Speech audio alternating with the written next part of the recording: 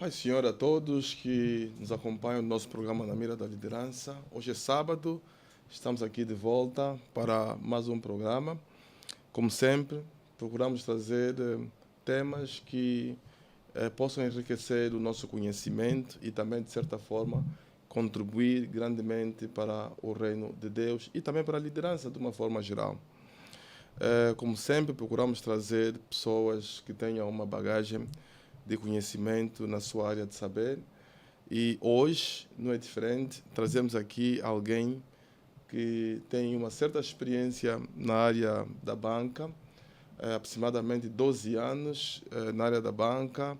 A nossa convidada de hoje é, além de ser profissional formada na área de gestão de empresas, com essa experiência que eu já acabei de mencionar aqui, é atualmente uma mentora financeira e também alguém voltada para o desenvolvimento humano, além de ser ministra do Evangelho. Queremos então receber a nossa convidada desta noite, a ministra Tamara Tamo. Boa noite, paz e graça. Boa noite, pastor. Como está do seu lado? Estimados ouvintes. Está tudo bem? Graças a Deus. É um prazer ter-vos aqui no nosso estúdio, Monesto Estúdio, onde nós realizamos o programa Na Mira da Liderança. Muito obrigada, o prazer é todo meu. Agradeço o convite e vamos partilhar, né, aquilo que sabemos, aquilo que eu sei na área em causa. Muito bem. Nós fizemos aqui uma apresentação assim, muito rápida sobre si, como alguém que é formada na área de gestão de empresas e com um certo percurso na área da banca, com uma certa experiência.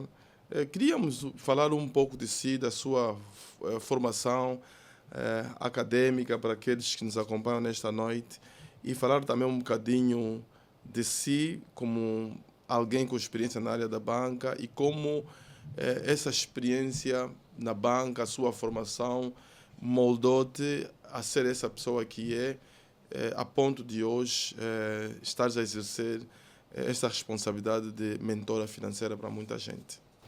Pois é, na verdade, a minha experiência na banca, começando, né, naquilo que já disse, as áreas em que estou mais empenhada, que estou mais voltada, tem ali a parte do empreendedorismo também. Empreendedorismo também.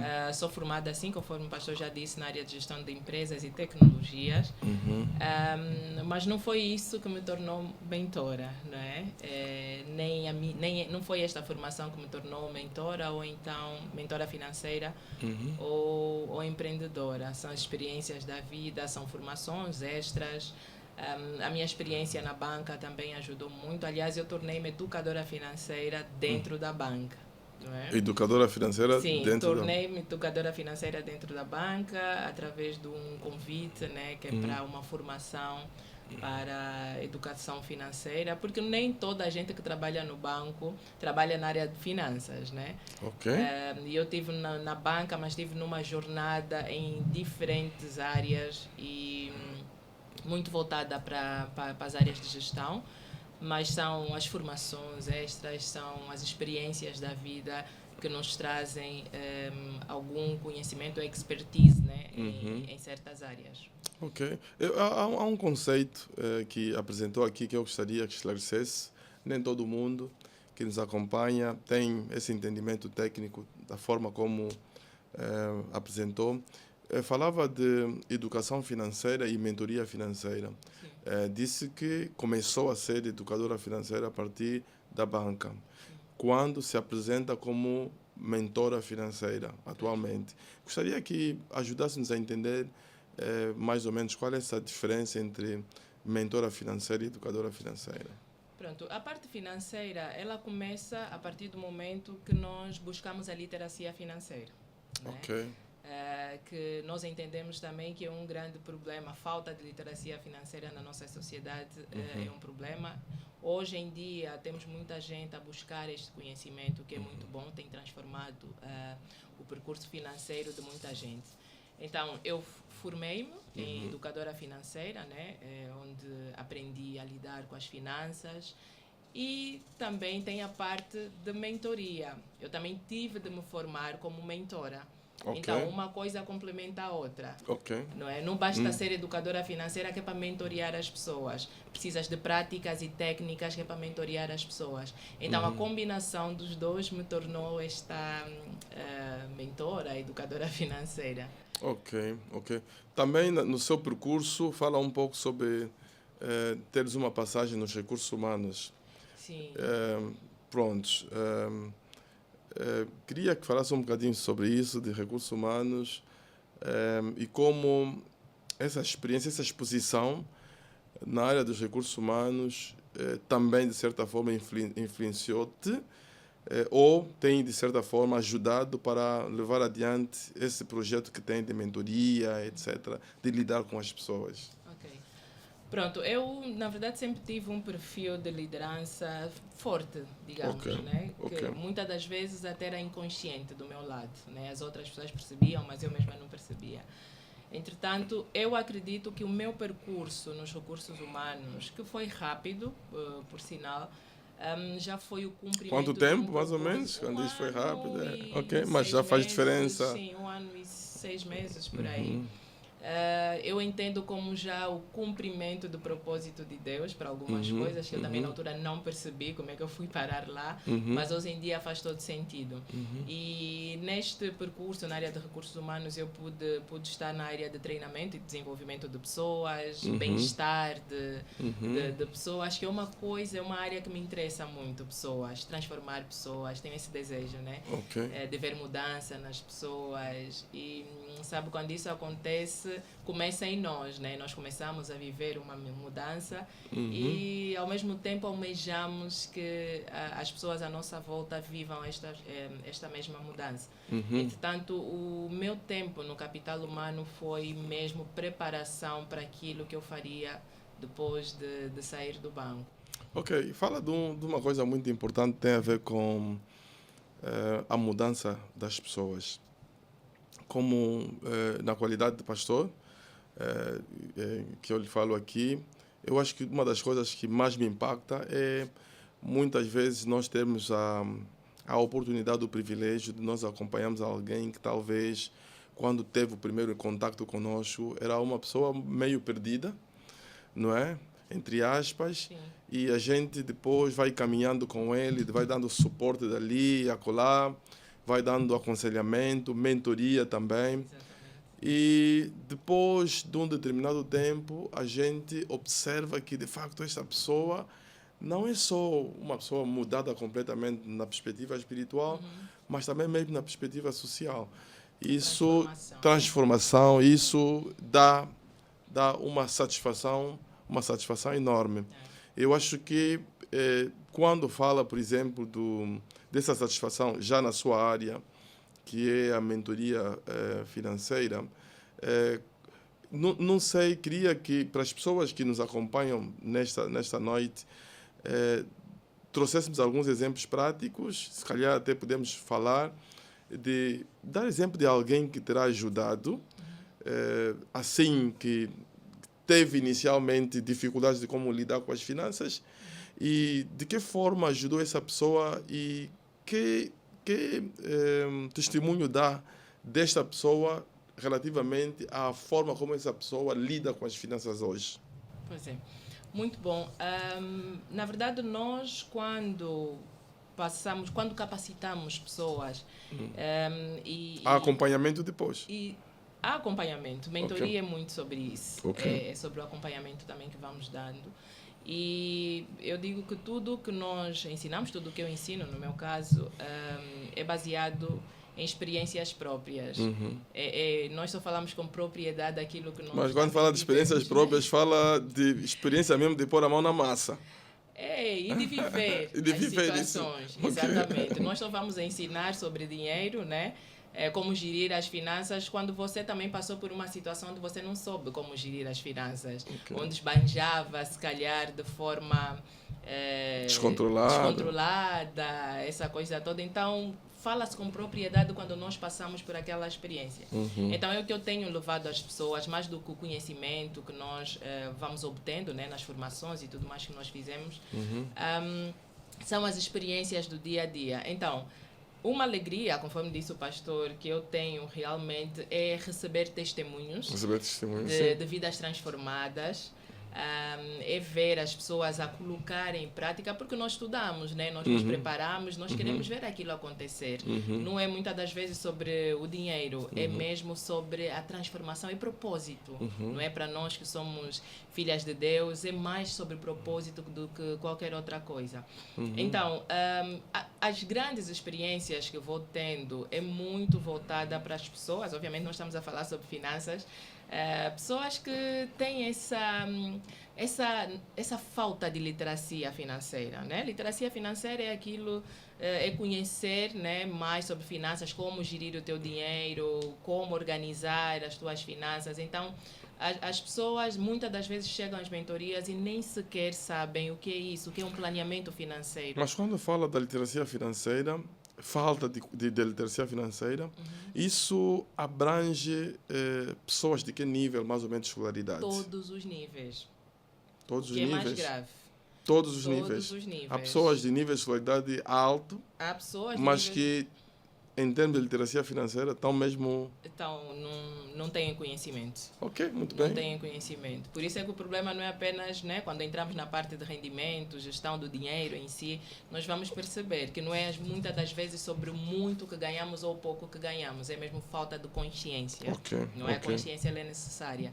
Então, muitas das pessoas, quando chegam nessas formações, nessas mentorias, elas realmente, ainda que estejam bem posicionadas na sociedade, ainda que tenham um salário que se considera aceitável, né, na nossa sociedade, na nossa mas realidade, muitas vezes não sabem. Eu vou dar um exemplo prático. Recentemente tivemos uma manhã de ouro, onde falávamos sobre organização e planeamento financeiro e tinham pessoas que realmente não sabiam, não é? E por isso é que elas foram buscar conhecimento, porque se soubessem talvez também não teriam estado atrás, né, ido atrás deste conhecimento. Então, o maior prazer, voltando aqui na questão que foi colocada, o maior prazer é receber esses testemunhos e pegando de mudança já.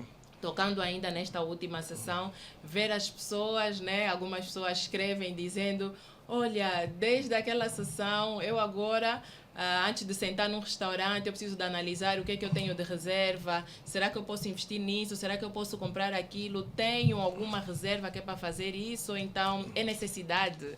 Algumas pessoas me diziam que eu agora, quando compro uma coisa, eu me pergunto: preciso, posso, devo? Que é uma das coisas que eu ensino, né, nestas sessões. Então, uma das maiores transformações que eu vi numa mentoriada tem a ver realmente com o fato dessa pessoa poder agora poupar. Uma pessoa que não tinha poupança e ganhava muito bem, esta pessoa ganha muito bem, mas no final do mês não tinha nem sequer 10 mil kwanzas.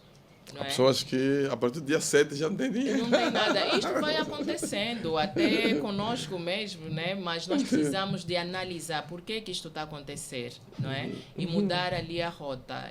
Finanças é sobre isso, é sobre irmos avaliando, analisarmos como estamos, que é para nós definirmos então como nós queremos estar. Muito bem, muito bem. Eu acho que estamos a começar muito bem nessa parte introdutória do nosso programa. Para aqueles que nos acompanham, por favor, partilhem o nosso programa. É, de facto, uma grande oportunidade de termos alguém que tem uma experiência na área de finanças e poderá partilhar a sua experiência em ajudar as pessoas como mentora financeira que ela é, mas também como ministra do Evangelho. Nós vamos, através do nosso tema, Princípios do Reino de Deus para as Finanças, tentar mergulhar um bocadinho sobre esses princípios, não é? Tentamos lidar com as finanças, Reino de Deus, espiritualidade, e ajudar você que está aí deste lado a nos acompanhar, portanto, neste momento. Mais uma vez, nós vos saudamos, portanto, por estar ali desse lado para nos acompanhar nesse programa Na Mira da Liderança. Ministra Tamara, nós estamos aqui mais uma vez para, depois de passarmos pela parte introdutória, falamos dos princípios do Reino de Deus para as finanças. Portanto, o Reino de Deus tem princípios E um dos princípios do reino de Deus, ou existem princípios do reino de Deus para as finanças. A minha experiência mostra que Deus é Deus de princípios. E às vezes quando ensino sobre isso, posso ser mal entendido, de certa forma. Porque eu digo assim, os princípios de Deus funcionam para toda a gente, independentemente se você é crente ou não. Mas são princípios de Deus, estabelecidos por Ele, funcionam. Agora, a outra coisa é a salvação, que é outro capítulo. Significa que se alguém, mesmo que não ponha o seu pé na igreja, cumpre os princípios estabelecidos por Deus, isto vai funcionar na vida dele. Mas não significa necessariamente que é a favor de Deus relativamente à salvação, que é algo que ele vai ter que buscar, abraçar essa graça, o dom que Deus derrama para todos aqueles, né, que recebem Jesus como Senhor e Salvador. Então, eu queria que nós falássemos um bocadinho sobre princípios do reino de Deus. Uma das coisas, antes de irmos detalhadamente para os princípios, uma das coisas que me intriga, de certa forma, eu trabalho numa empresa multinacional, já trabalhei em várias, e muitas das empresas multinacionais tendem a ter um departamento social. Mas o objeto social dessa empresa não é construir escolas ou fazer salas de aulas ou hospitais, etc. O objetivo deles é ganhar dinheiro. As empresas são criadas para ganhar dinheiro. Sim. Mas o princípio de dar, semear com o princípio do reino de Deus, é um princípio que eu vejo que até empresas bem alicerçadas com a cultura secular, essas empresas aplicam os princípios bíblicos. Sim. Eu gostaria que falasses um bocadinho sobre isso. Qual é o segredo? Será que eles entenderam esse princípio, que esse princípio tem retorno de prosperidade financeira? Ou é uma coisa que também eles fazem só por fazer e como Deus rege por princípio, eles acabam por, de certa forma, ter o retorno, porque aquilo que nós semeamos é aquilo que nós colhemos. O mundo traz como a lei de dar e receber, okay, não é? Que é algo que nós entendemos na Bíblia como a lei da semeadura, conforme Correto. Disse o pastor. Uhum. E eu olho muito para isto como a questão, o princípio, já falando de princípios, o princípio da generosidade. O princípio da generosidade, sim. O princípio da generosidade funciona. A Bíblia, no livro de Lucas, capítulo 6, 38, ele diz, né, que dai e vos será dado uma boa medida. Uhum. É um princípio. É um princípio bíblico, sim. É um princípio, e nós vamos ver que na Bíblia, muitas das vezes, as promessas estão associadas a algum princípio. Sim. Então, dá, e o que é que vai acontecer? Você vai receber.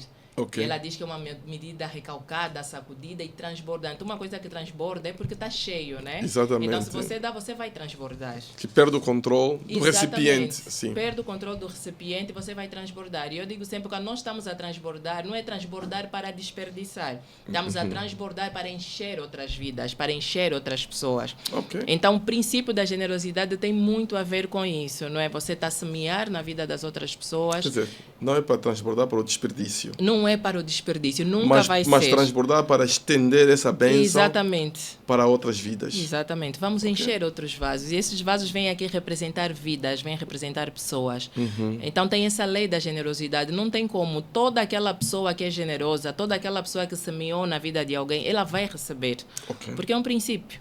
E depois, resultado desse princípio é a bênção, a fartura que você vai receber. Então, essas pessoas têm recebido, não é? Porque elas entendem que isso funciona. E funciona. Okay. E funciona. Agora, as consequências de não estar em Deus, esse é outro tema, é outro assunto. Exatamente. Mas funciona no mundo. Funciona Exatamente. no mundo. Okay. E muitas das vezes nem somos ousados ao ponto de percebermos que vai funcionar. Termos a fé, porque a palavra de Deus ela é imutável, né? Se ela está a dizer, que vos será dada uma boa medida, nós precisamos de entender isto. Amém, amém. Então... Muito bom, muito bom. Eu queria que nós falássemos um bocadinho sobre o princípio da mordomia, que é um princípio também bíblico, relativamente às finanças. Que na mordomia, esse princípio praticamente fala do facto de que Deus é o dono daquilo que nós possuímos, porque Ele é o doador de tudo. Sim. Ele é o doador da vida, Ele é o doador das finanças. E nós nos encontramos na posição de mordomia. Sim. Quem é mordomo, ele não é dono, é alguém que faz gestão Sim. daquilo que lhe é dado. A minha pergunta para si era sobre como é que nós, como cristãos, nós, como filhos de Deus, podemos nos convencer de que aquilo que verdadeiramente nós temos, que muitas vezes é fruto do nosso esforço, daquele esforço do acordar de manhã às 5 horas e se calhar chegar naquela hora da noite, como é que nós podemos nos convencer de que aquilo que nós temos, aquilo pertence a Deus e de que nós somos simplesmente mordomos? Pois é. Nós precisamos de entender que o Senhor nos confiou muitas coisas. Ok. O Senhor nos confiou tempo, o Senhor nos confiou talentos e o Senhor nos confiou dinheiro, não é? Nós precisamos de entender que nós somos representantes de Cristo, nós somos embaixadores, somos aqueles que fomos enviados para cumprir uma missão. Então, nessas coisas que o Senhor nos confiou, Ele confiou-nos porque Ele espera que nós saibamos, não é, gerir todas essas coisas que Ele nos confiou.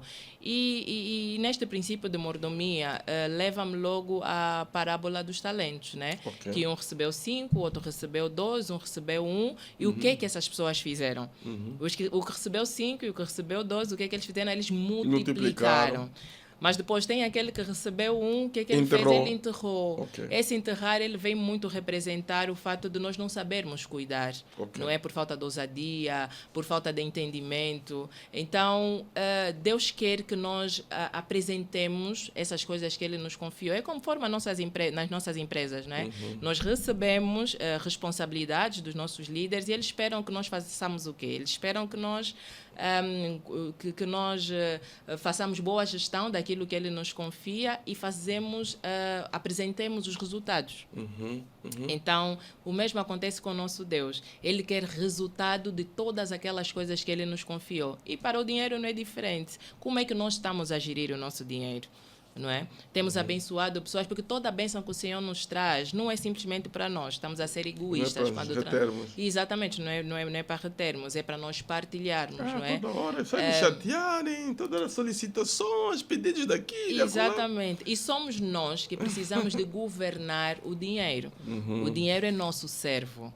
Não é? Okay. É o nosso mordomo buscando essa visão de mordomia. Então, o dinheiro precisa de trabalhar para nós e não é o contrário. E quando o dinheiro trabalha para nós, somos nós que estamos a governar o dinheiro e nós orientamos, né? Damos instruções ao dinheiro para onde ele vai, como vai funcionar.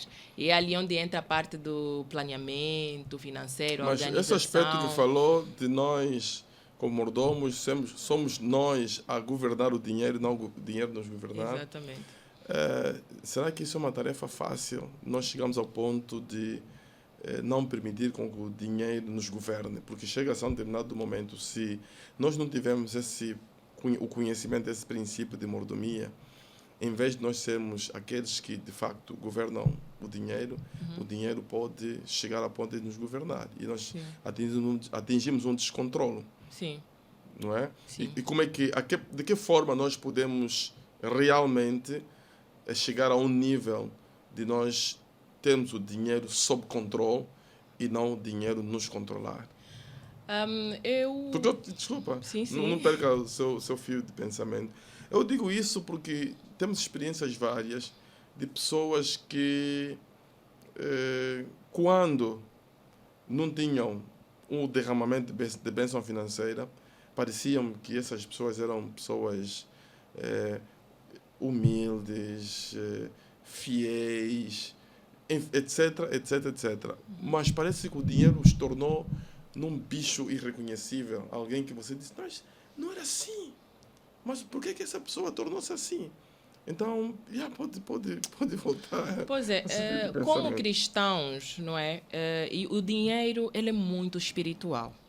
E eu tenho um ponto para falar sobre isso. E se calhar já estou a antecipar Exatamente. aqui. O dinheiro, ele é muito espiritual, mais do que as pessoas imaginam. Ok. Nós damos ordem ao dinheiro, conforme disse aqui, a questão da mordomia. Então, por ser tão espiritual, o inimigo ele vai usar-se de várias estratégias que é para nos desviar daquilo que é o propósito de Deus.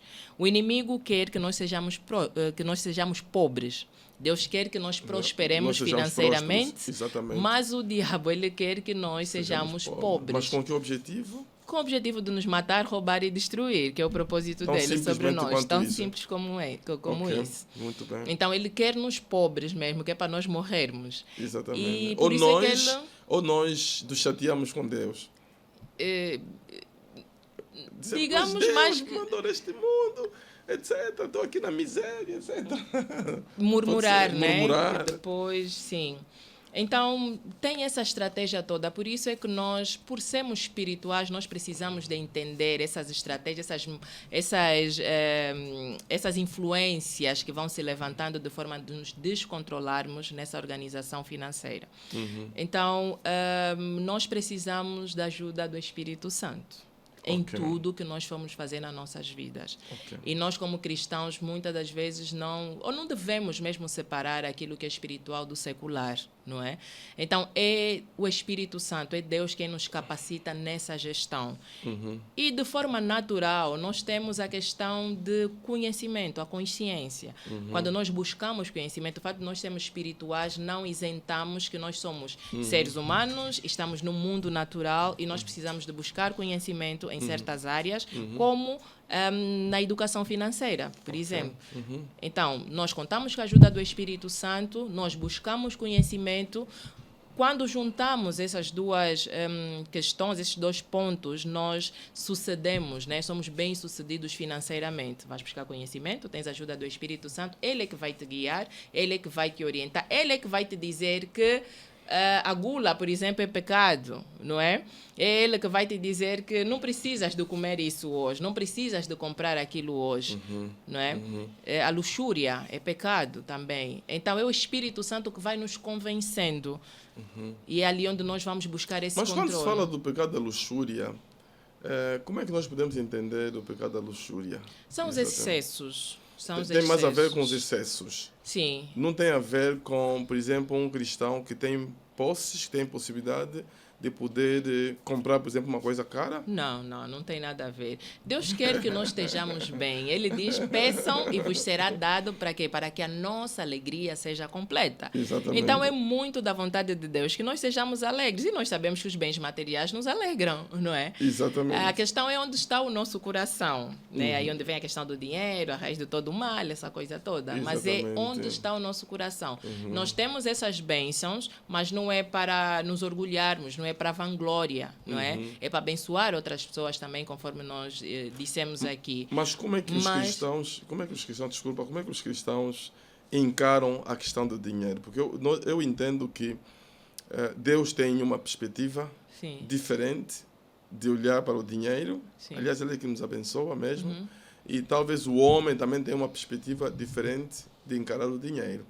Então, julgo que muitas vezes, se o homem não tiver um entendimento alicerçado à luz dos princípios bíblicos para as finanças, eu acho que facilmente esse homem pode se desviar. Sim. Porque, pronto, ele, por exemplo, não tem o princípio da mordomia alicerçado. Ele diz, isso é meu, faço dele o que eu quiser, mas ele não sabe ou ele não reconhece que Deus o abençoou para um propósito. Exatamente. É aquilo que estava a dizer, por exemplo, para nós abençoamos o nosso próximo. E há uma coisa muito interessante que, quando falava, me chamou a atenção, foi o facto de ter dado o exemplo do vaso transbordante. E disse muito bem que o transbordar aqui não significa o desperdício. Sim. E a gente tem vários exemplos, né? Podemos ir buscar o exemplo de Jesus quando alimentou 5.000 pessoas. No final de tudo, ele pediu aos seus discípulos para que eles pudessem recolher tudo aquilo que havia sobrado. Sim. Aquilo não foi, vamos deitar na lixeira, não. Não, por favor, recolham tudo. Creio que, de certa forma, nos dá essa percepção de que o desperdício não é algo desejável no reino. Mas todos os recursos que a gente tem, nós devemos manejar esses recursos de forma mais responsável possível. Exatamente. Porque esse é o desejo de Deus. Sabedoria, responsabilidade, que tem a ver também com princípios. E recuando um pouco, que o pastor colocou aqui várias questões numa, né? Bastante pertinentes. Falou também, enquanto falava aqui deste último ponto, falou da questão da obediência. Exatamente. Falou que existem aquelas pessoas que depois de serem abençoadas, elas já não sabem, né? Como se controlar, porque agora já tem muito dinheiro. E nós temos vários exemplos como este na Bíblia. Nós temos o exemplo do rei Saul, não é? O rei Saul, antes mesmo de ganhar experiência naquilo que lhe foi confiado, o rei Saul contava muito com Deus, não é? Obedecia às instruções que Deus lhe dava, que é para ele aprender a governar, aprender a orientar a sua equipa, e vamos trazer aqui no âmbito da liderança. Ele precisava, dependia de Deus. Mas acontece que depois de ganhar essa experiência, depois de Deus lhe prosperar tanto, lhe abençoar, ele deixou de obedecer. Okay. Nós vemos um cenário onde ele ia para a guerra e o Senhor lhe deu orientações. Inclusive, lhe disse que você vai vencer essa batalha, mas você precisa se isentar destas coisas. Criou ali algumas limitações. Mas o que ele fez? Como já estava ali em desobediência algumas vezes, já estava viciado. Ali já não obedecia a Deus. Não é? Então, nós, como filhos de Deus, temos essa questão. E o mesmo se aplica, estou a trazer num outro contexto, mas o mesmo aplica-se ao dinheiro.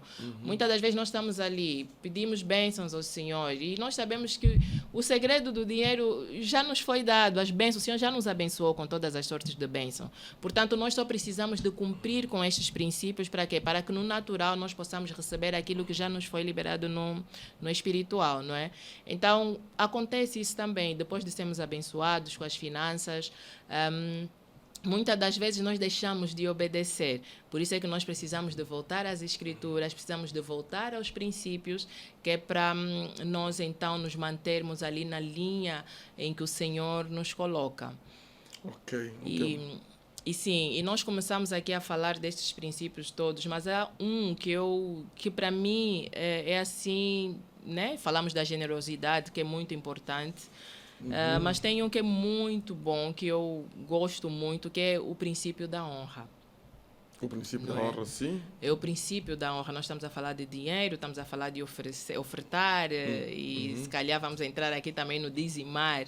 É o princípio da honra, porque Deus quer muito receber esta honra. Ok. Deus quer que nós o honremos, não é? Com base naqueles princípios que Ele estabelece, com base nas orientações que Ele nos dá, Ele quer ser honrado. E quando estamos a falar de dízimos e ofertas, são princípios que o Senhor estabeleceu dentro deste princípio de honra. Ok. Honra a Deus. Honra a Deus, exatamente.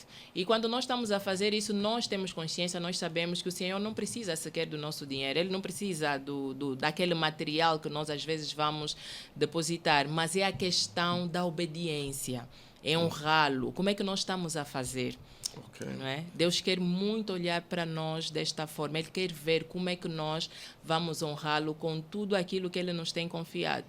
E muitas das vezes nós vemos que estamos todos no mesmo ambiente espiritual, né? Temos buscado os mesmos conhecimentos, até tens te especializado ali na educação financeira, na gestão das finanças, mas as coisas não funcionam. Por quê? Porque nós estamos a fazer mal muitas das vezes.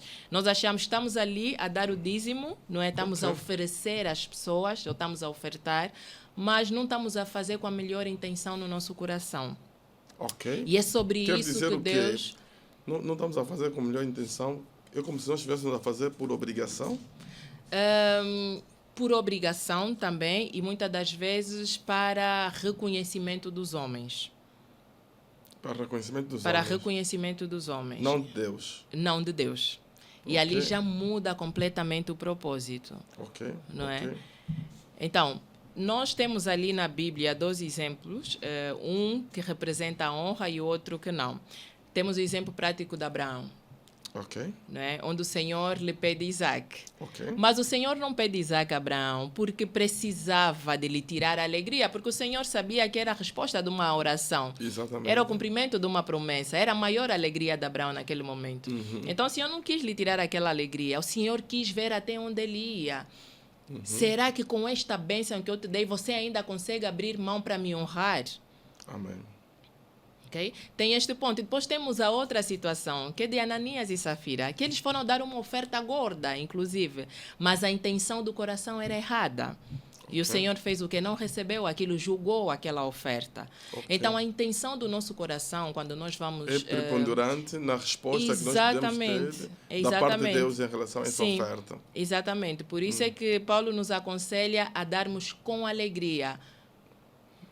Ok? Dar com não alegria. com dor, nem por dizia, necessidade. E o Davi dizia, não dar a meu Deus aquilo que não me vale a nada. Né? Exatamente. Portanto, aquilo que a gente dá para Deus, seja algo que de facto vem do âmago do nosso coração. E ali, nesse princípio de honra, e nós falávamos anteriormente que muitas das promessas de Deus na Bíblia estão associadas a princípios. E nesse princípio de honra, nós vemos que em Provérbios 3, 9 a 10 diz: honra o Senhor com os teus bens e as tuas rendas, não é? Este é o princípio, honrar a Deus. Este é o princípio. E depois, qual é a promessa? O resultado deste princípio é que se encherão fartamente os nossos celeiros. Amém. Esse é o resultado. É o resultado do cumprimento deste princípio. O impacto do cumprimento do princípio. E são detalhes fortes que diz fartamente. Ele vai encher fartamente. É uma promessa que depende de quê? Está condicionado a este princípio da honra. Ok, muito bem. Eu queria... Podemos voltar para ali. Queria navegar um bocadinho sobre o manejamento das finanças. Sim. Nós crescemos em ambientes, não sei se também cresceu nesse ambiente, nós crescemos em ambientes em que as nossas mais velhas, as nossas mamães, muitas vezes quando iam no mercado para vender a fuba, para vender o carvão, para vender o peixe, etc., elas costumavam andar com avental, é assim que chamava, né? Sim. Onde ela punha o dinheiro, etc., e muitas vezes elas... Às vezes não era avental, era mesmo só um pano amarrado. Um pano bem amarrado, etc. E não sei se já havia observado isso. Muitas dessas mamães, dentro desse avental, elas punham lá um carvão, punham lá um jindungo. E nós crescemos na crença de que elas punham esses objetos com o objetivo de que alguém não puxasse o dinheiro. Não sei se... Nunca ouvi falar disso. Sim, já ouvi falar. Porque no entendimento delas, né, muitas delas, cresceram com esse tipo de pensamento de que alguém que não conhece a Deus, alguém com mais obras, poderia, com seus 100 kwanzas lá, no meio do dinheiro todo aquilo ela vendeu, poderia puxar o dinheiro dela. Eu não sei quão verdade é isso. Mas trago isso porque... Há tempos, numa das consultas pastorais, apareceu alguém que tinha um problema relativamente ao dinheiro. Segundo, esta pessoa veio e passou a orar por mim, porque eu estou a trabalhar, mas o dinheiro não está aparecendo, não sei se o dinheiro está a ir aonde. Eu disse, mas como assim? Não, eu tinha X balões de fardo, mas atualmente só tenho 2 balões de fardo. Eu queria que você orasse para mim. Bem, eu decidi conversar primeiro com ela para saber como é que ela fazia a gestão do dinheiro. Porque eu acho que há muita coisa que nós... Tinha 2 balões de fardo? Tinha inicialmente 4, 4. Mas na altura que falava comigo só ficou com 2. E então estava preocupada de que provavelmente deve haver alguma força satânica a me puxar o dinheiro. E eu comecei depois a conversar com ela para saber como é que ela fazia a gestão do dinheiro, que é já a vossa área, que eu acho que a forma como nós gerimos o dinheiro, se nós não gerimos bem, nós podemos ter algum... Qual é o termo técnico que se usa? Falência. Uma rotura financeira. Uma rotura financeira, porque a falência não é necessariamente há uma intervenção diabólica ali, mas pode ser o manejamento das finanças e também muitas vezes aquilo que diz obediência naquilo que nos propusemos no coração para nós fazermos para Deus. Durante a conversa que nós tivemos, eu notei que ela fazia má gestão, porque existem na nossa realidade cá, em alguns períodos do mês em que sabemos que grosso modo são as pessoas da função pública que temos mais trabalhadores da função pública do que de privados cá, a força de trabalho. E há uma fase em que as coisas não andam no mercado. Há uma fase do mês em que as coisas não andam no mercado. É mais no princípio do mês ou no final do mês em que pagam a educação, pagam a saúde, pagam as Forças Armadas, a polícia, em que nós temos uma movimentação financeira considerável. Então, durante aquela fase em que a pessoa não tem aquele fluxo financeiro assim mais dinâmico, essa pessoa tem um balão, vai e vende, mas depois tem que comprar comida para o jantar. E aquilo pode ser um período considerável. Durante aquele período, a pessoa não tem reposição, não está fazendo reposição do dinheiro, mas está a comer, porque precisa de comer. É natural que esse dinheiro possa afundar. E outra coisa que eu também percebi é o facto de, na igreja também, muitas vezes nós não ensinamos as pessoas como dar os dízimos. Às vezes nós só recebemos os dízimos. É raro. Nós perguntamos a essa pessoa que trouxe 10 mil kwanzas, esses 10 mil kwanzas que você trouxe como dízimo, é mesmo teu dízimo? De que forma você... Sim. Porque eu, às vezes, quando converso com as senhoras sobre esse assunto, eu faço uma pergunta muito simples. Se tiver 100 mil kwanzas, e que é o seu capital, foste comprar negócio, e depois de vender o negócio e fizeres a contagem do dinheiro todo, tiveste na sua mão 120 mil kwanzas. Eu pergunto, qual é o seu dízimo? Algumas dizem, não, meu dízimo, se tem 120 mil kwanzas. Não, é 12 mil kwanzas. Eu digo, não é 12 mil kwanzas. O teu dízimo são 2 mil kwanzas. 2 mil kwanzas, né? Porque essa pessoa só ganhou 20 mil kwanzas, que é o seu ganho, correto? Exato. São 20 mil kwanzas, então o seu dízimo são 2 mil kwanzas. Não tem que tirar o dinheiro do capital, porque se tirar o dinheiro do capital, se me trouxer 12 mil kwanzas como dízimo, a igreja vai receber, mas a igreja também, de certa forma, prejudicou essa pessoa, que deveria dar 2 mil kwanzas, mas como a igreja só recebe, às vezes o pastor não pergunta, não conversa com as suas ovelhas. Até porque é um tema tão delicado. Eu gostaria que talvez abordasse também nesse aspecto. Não sei se nessas suas abordagens no âmbito financeiro tem também dado alguma instrução relativamente ao dízimo. Sim, tem a parte dos empreendedores, né? Exatamente. Tem a parte dos empreendedores e é ali onde falamos sobre isso. O pastor começou falando sobre o sistema, né? Que trouxe aqui o exemplo das senhoras no mercado que usam carvão, jindungo, sal e etc. Exatamente. Trazendo aqui essa visão de que são crenças limitantes, né? Exatamente. Que, infelizmente, até hoje acontecem não apenas com pessoas que estão no mercado informal. Há pessoas que ainda fazem no dia a dia, nos apartamentos e tudo mais, usam certas coisas porque são crenças limitantes. As pessoas cresceram ouvindo isso. E para nós, os cristãos, nós entendemos que o povo perece por quê? Falta de conhecimento. Né? Quando você não busca conhecimento bíblico, quando não busca conhecimento na área de formação profissional, o que for, nós temos a tendência de andarmos conforme o vento vai nos levando, ou conforme aquilo que ouvimos falar e não propriamente naquilo que sabemos. Sobre a disciplina na organização financeira, seja para particulares como empresários, há uma coisa que eu trago muito e falo que tem a ver mesmo com a disciplina. Por quê? Porque muitas das vezes nós temos a tendência de priorizarmos algumas coisas que se calhar não são prioridades. Não são necessárias no momento. E aquilo que é prioridade nós não dedicamos tempo, não é? Não colocamos esforço que é para fazer acontecer. Digo isto porque a questão das finanças, ele é tão importante, ele é tão necessária, porque nós queremos resultados. E quando nós queremos resultados, nós precisamos de perceber o que é que nós estamos a fazer para obter esses resultados. Imagina, Nós, quando temos convites, quando temos algumas coisas que, aliás, achamos prioridade, como, por exemplo, é uma festa, sabe que até essa pessoa que vende, às vezes vai tirar mesmo aquele dia, porque vai se preparar, vai se organizar, porque vai para aquela festa, vai ficar 8 horas na festa.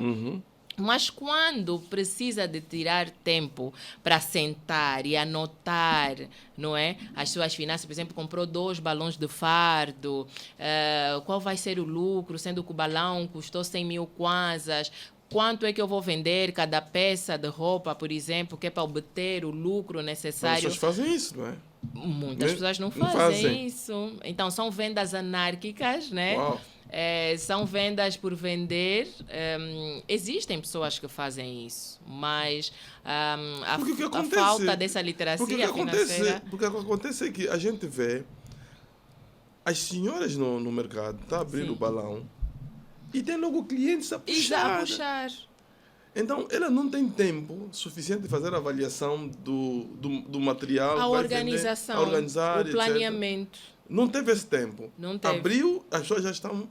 Exatamente. E pode correr o risco de um material, de um balão, comprar 100 mil kwanzas e sair 80 mil kwanzas apenas. E ali estás a vender, ali já estás a tirar o dinheiro para comprar o jantar, para tirar tudo. E depois é ali onde nós ouvimos muitas das vezes: eu não vi nada do meu dinheiro. E não apenas para as senhoras no mercado informal, até para quem tem salário. E bom salário. Não é? Todo final do mês. E nós estamos constantemente a ouvir isso. Não sei onde é que foi o meu salário. Não sei onde é que foi o meu dinheiro. Eu já disse isso também muitas vezes. Não sei onde foi o meu salário, não sei para onde foi o meu dinheiro. Por quê?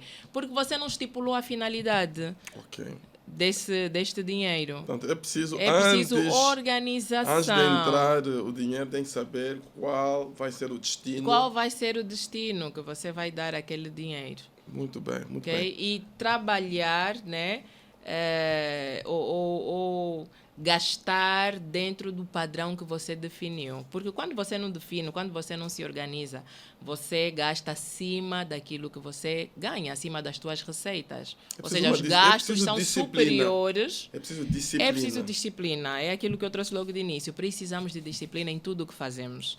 Para o dinheiro não é diferente. Ainda mais um tema tão delicado, um tema tão importante, é preciso nós tirarmos tempo, que é para nós organizarmos o nosso dinheiro, que é para darmos aquela finalidade necessária e desta forma glorificarmos a Deus, porque o propósito é sempre este. Amém. É glorificar a Deus. Muito bem, estamos a caminhar, continuamos a falar desse tema, dos princípios do reino de Deus para as finanças. Queríamos aproveitar a oportunidade para falarmos da conferência. Essa conferência vai se realizar na Zona Verde, na Igreja Nações Eleitas de Deus, por acaso, igreja liderada por mim. E nós, durante essa conferência, estaremos nos debruçando sobre vários temas. O nosso tema principal da conferência é o Ministério de Excelência. Para você que está a servir a Deus, em alguma capacidade, temos uma grande oportunidade de nós sentarmos durante esses 3 dias e aprendermos com pessoas com uma certa experiência no ministério, alguns deles até mesmo com uma experiência profissional, secularmente falando, e vão trazer essa simbiose do seu conhecimento profissional com a experiência ministerial para conseguirem transmitir para nós que estaremos lá sentados variadíssimos temas que têm a ver com o Ministério de Excelência.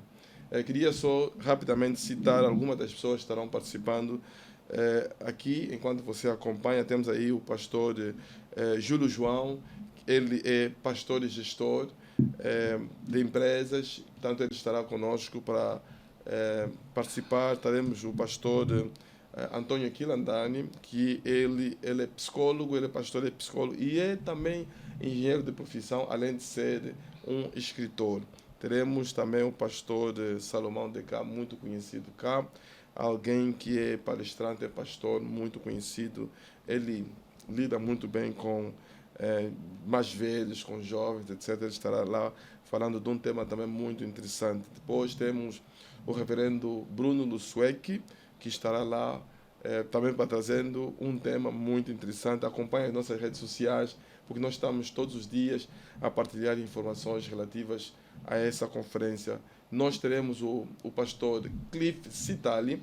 Esse pastor Cliff Citali Ele é mestre em saúde pública, ele é pastor também, além de ser diretor de uma escola bíblica na Zâmbia. Portanto, ele estará vindo da Zâmbia para partilhar conosco alguma experiência ministerial. Temos a possibilidade de nós termos o contexto ministerial zambiano transmitindo para nós.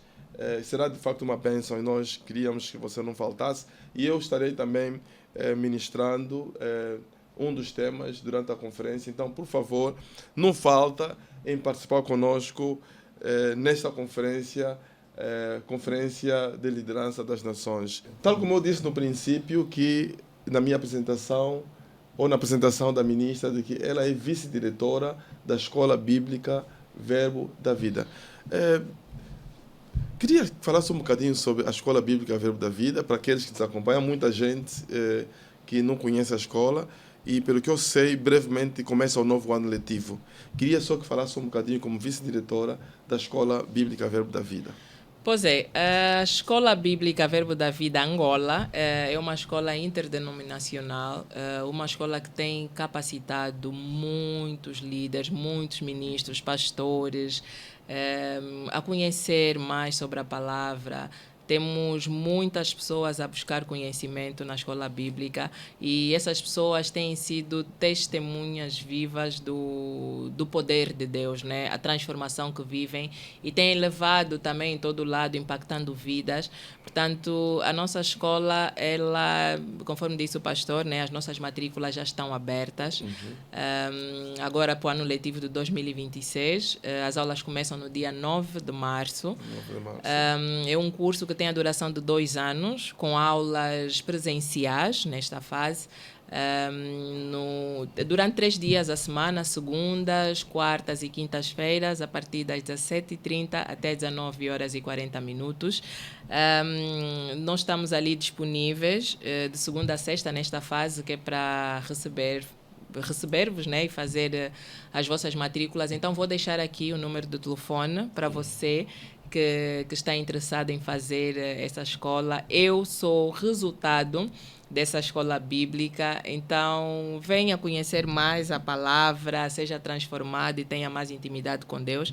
Então, contacte-nos através do terminal telefônico 933 70 2405. Vou só aproveitar a deixa para falar também que temos um seminário de liderança já no próximo final de semana, onde vai se abordar muitos desses temas que eu trouxe aqui hoje, com pessoas especialistas nas matérias. Temos um convidado também do Brasil. Então, o seminário vai acontecer na sexta-feira, dia 13, e também no sábado, dia 14. Sexta-feira, próxima semana já. Próxima semana, sim. Sexta-feira, a partir das 17 horas, e no sábado, uma sessão apenas a partir das 9 horas. Então, e fecha no domingo? Não, vai fechar mesmo no sábado. No domingo vai ter um treinamento. Não, domingo à tarde vai ter um treinamento para homens. Lembrando que o nosso convidado do Brasil é um general do Exército. Então, pastor, vai lá no domingo à tarde receber. Convido mais homens. Então, estamos localizados no Camama, na avenida principal do Camama, seja a escola como a igreja. Estes são os contatos para qualquer questão e contamos com vocês. Muito bem, olha, eu encorajo a participar na Escola Verbo da Vida. Olha, se você não tiver ainda, não tiver tomado ainda a decisão, vá pelo menos assistir às aulas que vocês apresentam. Como é que chama essas aulas? Teremos as aulas demonstrativas. Teremos as aulas demonstrativas já a decorrer a partir de agora em fevereiro. Vamos estar ali a postar nas nossas redes sociais. Reforçando aqui, que eu não disse, que a nossa escola é filiada ao Ministério de Kenneth Hagin, nos Estados Unidos da América, né?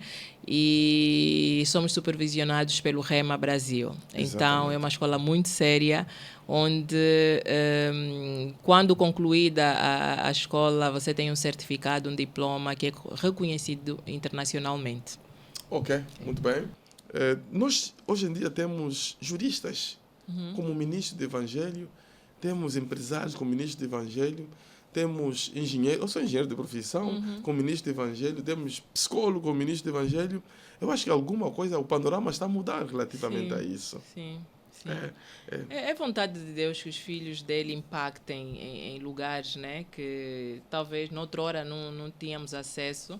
Sim. E conseguimos perceber que Deus tem se manifestado cada vez mais de forma muito poderosa, muito forte, que é para impactar mesmo, né? Nós somos embaixadores de Cristo, somos missionários, estamos aqui a cumprir com uma missão e nós precisamos de agir, precisamos de atuar nas nossas áreas de domínio. Ok. Então, Olhando nessa perspectiva, propositadamente, nós podemos até buscar exemplos bíblicos de pessoas que foram chamadas por Deus para uma missão e Deus abençoou essas pessoas com bens.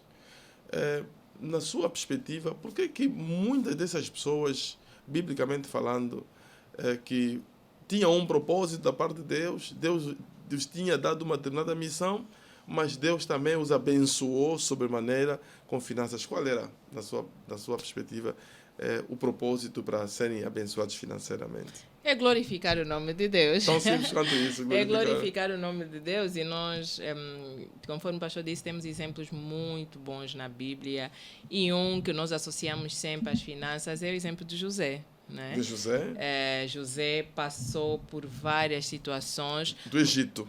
Exatamente, José do Egito. Ele passou por diversas situações e nós vemos que no final o nome do Senhor foi glorificado. Por quê? Cumprimento de princípios, não é? Quando ele podia adulterar, ele escolheu não adulterar. Exatamente. Por temor a Deus. Exatamente. Então, é tudo o cumprimento de princípios que resultou no quê? Cumprimento do propósito.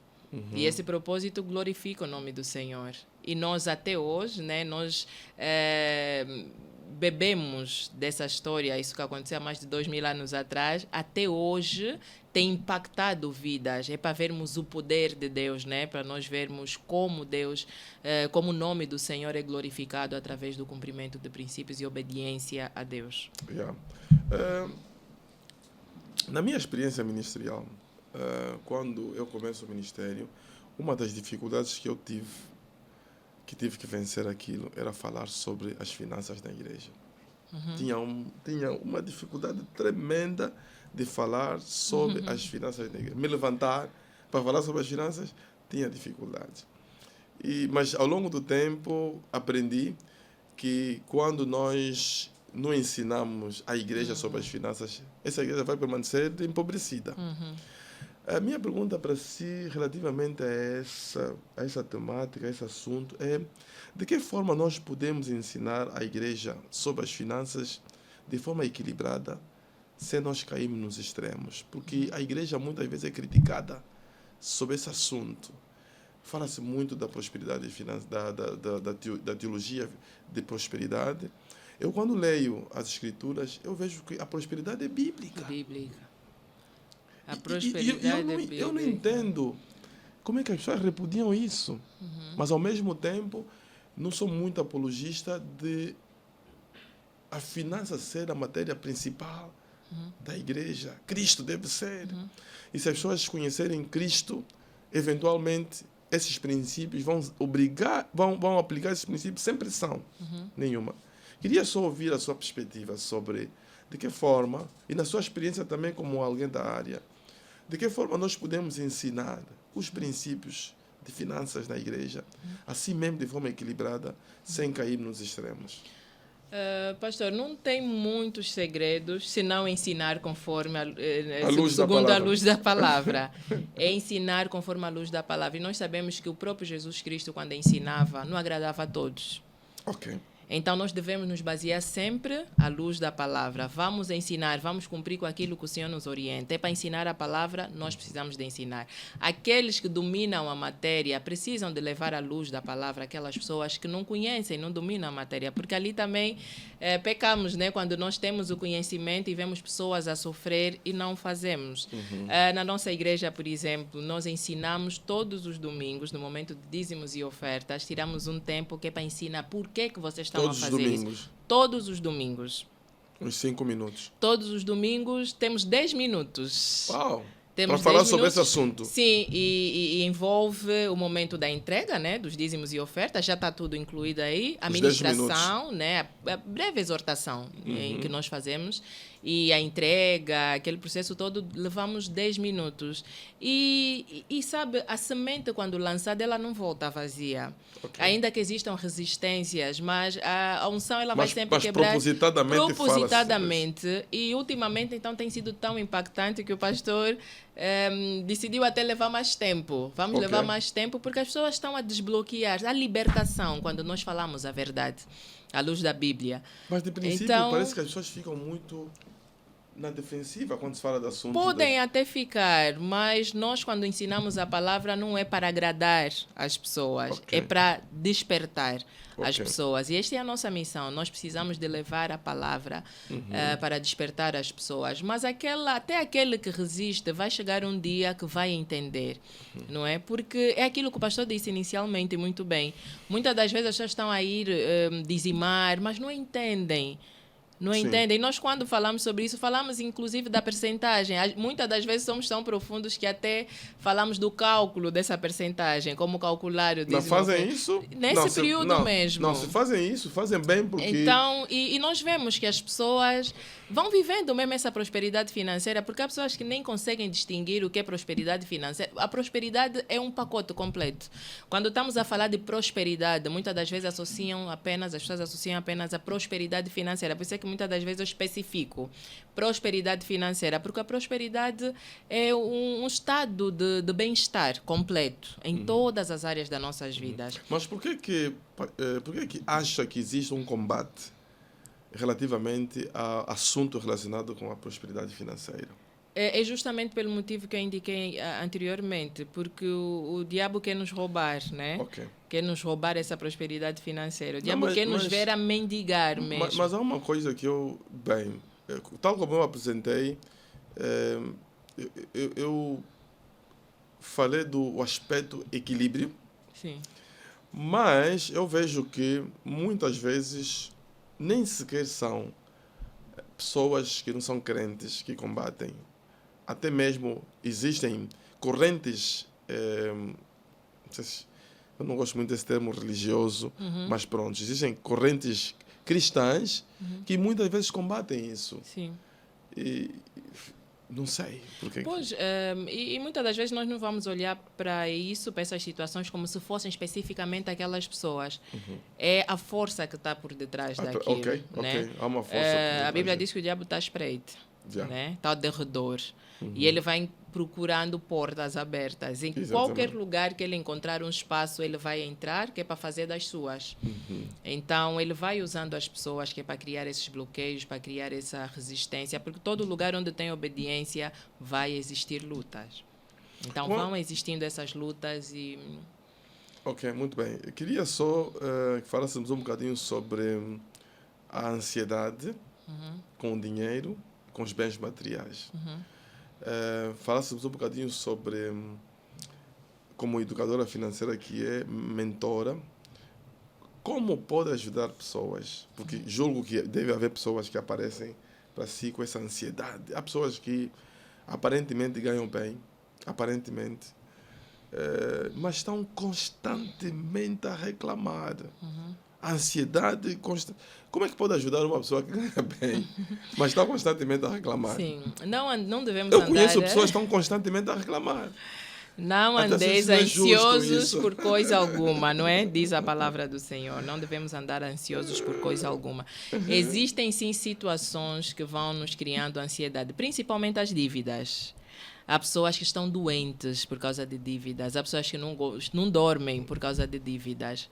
Eu, pessoalmente, não gosto de dever ninguém. Não gosto, né? Mas, felizmente, temos as dívidas saudáveis, né? Que o Senhor, de alguma forma... Mas quando fala das dívidas, está a se referir também às dívidas, por exemplo, trabalhou na banca, dívidas... Créditos bancários. Exatamente. Não gosta muito disso. Eu não gosto muito, mas beneficio-me, né, destas... Não gosta, mas beneficia-se. Não é? Beneficiamos-nos dessas ofertas que nós temos, mas não é uma coisa que eu recorro à primeira. Não, Mas não isso é? por quê? É aquilo que eu digo, que as dívidas viciam. As dívidas viciam. As dívidas viciam. Se você puder gerir a tua vida ao ponto de não precisar de fazer créditos, melhor. Ok. Não é? Porque vem aquela questão que eu disse. Não podemos viver acima daquilo que nós ganhamos, né? Acima dos nossos Da nossa rendimentos, capacidade. acima da nossa capacidade.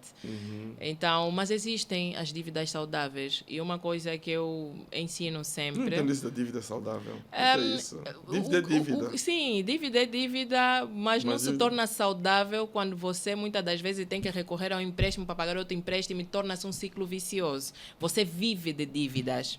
Há pessoas Isso não é assim. saudável. Não é saudável. É saudável quando você sabe que tem um crédito que consegue pagar em X tempo, são os benefícios que nós temos, eu vou usar esse benefício, mas vai ser saudável porque eu sei como liquidar isto. Ok, não é? mas quando está de descontrole... Ou então um empréstimo que eu vou fazer a um irmão, a uma irmã, seja lá quem for, no meu ciclo de amizades, mas eu sei que eu vou fazer um empréstimo esse mês, mas quando eu receber o meu salário no próximo mês eu vou pagar. É de alguma forma saudável, mas quando nós estamos nesse ciclo vicioso, ele deixa de ser saudável. Porque você não tem paz. Quando tem dívidas em casa e não consegue pagar, os casais nem se olham mais, né? Não conseguem dormir, Mas não fala-se conseguem que- conversar, fala-se porque que- é a pressão que Fala-se tem. que os maiores problemas que até separam os Conjugais casais são têm muito a ver dívidas. com as finanças. Aliás, estudos indicam que dívidas, acho que é um dos terceiros maiores, é das terceiras maiores causas do divórcio a nível do mundo. Mas isso por causa da desonestidade das pessoas no Sim, casamento. as pessoas, Porque, digo assim... falta de clareza, falta de propósito. Digo assim porque, não sei, digo novamente que é da área, se calhar, tem tido também mentoria aos casais na área financeira. Ou os Finanças homens- para casais. Ou os tem homens fogem. Muitas das vezes fogem, são os que mais fogem. São os que mais fogem. As mulheres às vezes têm que arrastar os maridos. Tem que vir. Porque eu acho que cada casa é casa, em termos, cada família é família, em termos de gestão financeira. Nós não podemos, transportar um modelo de uma casa para outra, mas eu acho que existem aqueles modelos que são padrões, que funcionam em diferentes lugares. E um dos modelos que eu acho que tem a ver com a honestidade, quando o casal é capaz de honestamente partilhar aquilo que eles oferem, porque na verdade trabalham por bem da família, eu acho que ajuda sobremaneira, né? Porque eles depois de partilharem, eu imagino que o marido ganha 1 milhão de kwanzas, a mulher ganha 700, porque as mulheres tendem a ganhar menos. Os homens, quando a mulher ganha mais, tendem a ficar com ciúmes. Alguns ficam com ciúmes. Não, minha mulher não pode ganhar mais do que eu. Não pode ganhar mais do que eu. E eu conheço uma situação de alguém, de uma senhora, que ganha mais do que o marido, e ela nunca havia declarado ao marido que ela ganhava esse valor. Mas ao longo do tempo, e o salário, trabalha numa multinacional, o salário foi sempre ajustado, aumentado e tal. Ela começou, de certa forma, a privar-se de determinadas necessidades. Ela tinha necessidade, mas não sabia como justificar o marido. Por exemplo, se ela tiver que trazer um carro, vai justificar como o marido que eu comprei esse carro. Tem um dinheiro. Tem dinheiro! Então, o que é triste nessa situação toda é que ela, inclusive, não tinha que dar os seus dízimos, arranjar artimanhas, uma engenharia de como dar. Queria dar, mas tinha... Imagine, por exemplo, você tem que dar 100 mil kwanzas de dízimo, mas você declarou ao seu marido que você ganha 300 mil kwanzas. Tinha que dar 30 mil kwanzas. Exatamente. Mas há um palpitar no coração de que você não está sendo honesta com Deus. Mas mais do que ser honesta com Deus, tinha que ser honesta primeiro com seu marido.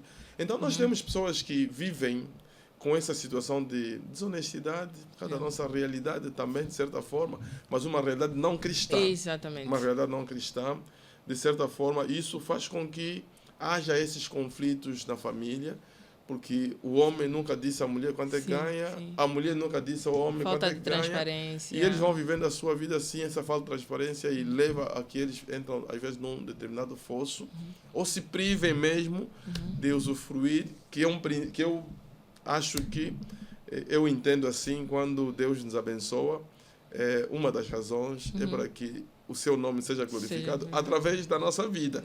O que significa que eu tenho que usufruir daquilo que Deus derramou na minha vida, sem excessos. Obviamente, não posso me privar de ter um bom perfume, porque senão as pessoas vão falar mal. Não posso, né? É isso mesmo. E isso é bem verdade, né? Quando digo que os homens normalmente tendem a fugir, mas é porque muitas das vezes eles já não têm fé na gestão financeira das parceiras. Porque na experiência, sim, na experiência que tenho, as mulheres são as mais gestoras, né? São menos, mais gestoras. Sim, elas são as pessoas que menos gerem as finanças, né? Os homens normalmente são mais comedidos, mais orientados. E quando não aceitam, tipo, já não tenho esperança que ela vai mudar. Por isso é que o meu apelo para os homens, quando a tua mulher for te convidar para essa mentoria de finanças, para juntos organizarem as suas finanças, agradeça mesmo a Deus. E muitos homens também, pegando naquilo que o pastor dizia, né, que a falta de transparência, a experiência que tenho também é que muitos homens fogem porque não querem realmente dar satisfação. Sentem-se constrangidos. Sentem-se constrangidos por causa de alguns males, né, que nós vamos vivendo na sociedade, principalmente na nossa sociedade angolana, africana, tem a questão da infidelidade, né? Imagina, vamos analisar o nosso extrato em conjunto. Como é que eu vou explicar que esse dinheiro eu usei na pensão? Como é que eu vou explicar que eu paguei um jantar a uma pessoa? Existe muito essa questão, pastor, da infidelidade na parte dos homens. Infidelidade financeira. Não só infidelidade financeira, tá, infidelidade, né? Pronto, que infidelidade conjugal que acaba afetando as finanças. Exatamente. Yeah. Porque há custos associados. Então, exatamente, nessa experiência de finanças para casais, são muitas essas situações que vão acontecendo. Os homens não querem aderir, não querem participar porque não querem dar satisfação. Não quero. E às vezes nem é só questão de infidelidade conjugal, mas é porque tem algum vício, não é? Tem algum vício. Tem homens também que são mais vaidosos em relação às mulheres, né? Então, vou justificar como que eu tive de comprar 3, 4 sapatos num mês quando eu podia comprar, se calhar, um saco de arroz. Então, existe tudo isso. A falta de transparência é um grande problema aqui na questão das finanças, né? Do lado do casais. Muito bem, nós estamos a caminhar praticamente ao final do nosso programa, em que estamos a falar, e a conversa está a fluir, né? Falando de princípios do reino de Deus para as finanças, um assunto atual, um assunto que nós entendemos que se nós conseguimos tão somente aplicar esses princípios, certamente algumas das dificuldades que nós ouvimos as pessoas a enfrentar, nós não vamos conseguir enfrentar isso. Não significa que as dificuldades não surjam. Há sempre, existem no decorrer da vida, momentos altos e baixos, né? Estações em que parece que Deus parece que Deus virou as costas a nós, mas nós tão somente reconhecemos que a vontade de Deus prima no nosso bem-estar.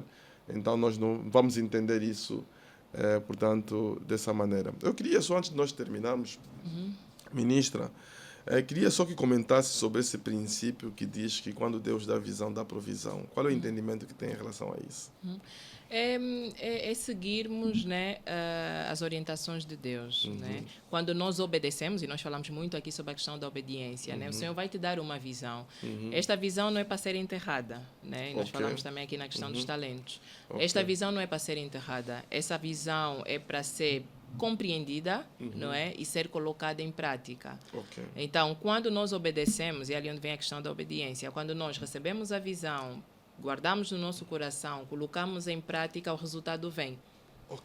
É a provisão de Deus. A provisão está muito mais associada à obediência, né? E nós temos E eu não tenho problemas em falar sobre isso. Nós temos um problema muito grande. Eu, quando estive a analisar um pouco sobre esses princípios, um dos princípios que eu pus aqui é o princípio de integridade na forma como nós fazemos a gestão das finanças. E é um problema muito grande que acontece nas igrejas, né?